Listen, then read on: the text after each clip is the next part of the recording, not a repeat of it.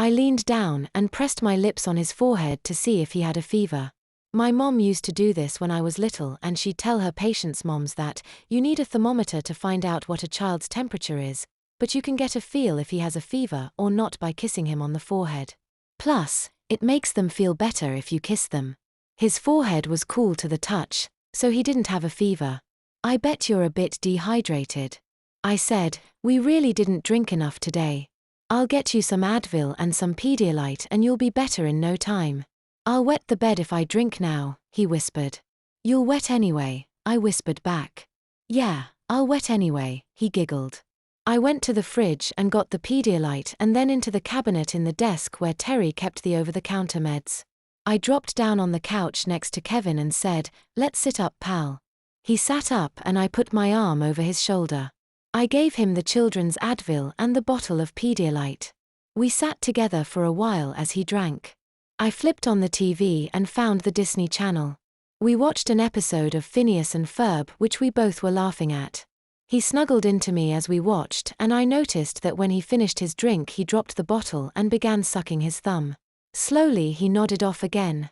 The shirt will have to wait until morning. I didn't think the diaper would survive another wetting. I delicately picked Kevin up and walked upstairs with him and put him on his bed. As I have done before, I slipped the pad under him and undid his diaper. I got him cleaned and changed and tucked into bed without waking him up. Maybe the Advil helped. I went downstairs and started the laundry. Then I grabbed Emmett and brought him to Kevin's room. I slipped him under Kevin's arm, kissed him, Kevin, not Emmett, and went into my own room for a good night's sleep. Then I had a thought, and before I climbed into bed, I went online and ordered some supplies from the pharmacy to be delivered first thing in the morning. The next morning, I got up as usual, went for a jog on Terry's treadmill, took advantage of the whirlpool in Terry's bathroom and got dressed. Today was going to be a day around the house, so I put on my swimsuit as underwear, a pair of Keds, my white yoga pants, I'm like Terry, I don't do yoga, but the accessories are really useful, and a t-shirt. I pulled my hair back into a ponytail and slipped scrunchie on it. I sat down in the kitchen with a cup of fresh brewed French roast coffee and waited for the delivery to come. 9:30, right on time, the doorbell rang and the delivery boy dropped off 2 discreetly wrapped packages which I quickly unwrapped. When I was all set, I went to look in on my little friend. He was lying on his tummy with his diapered bottom up in the air.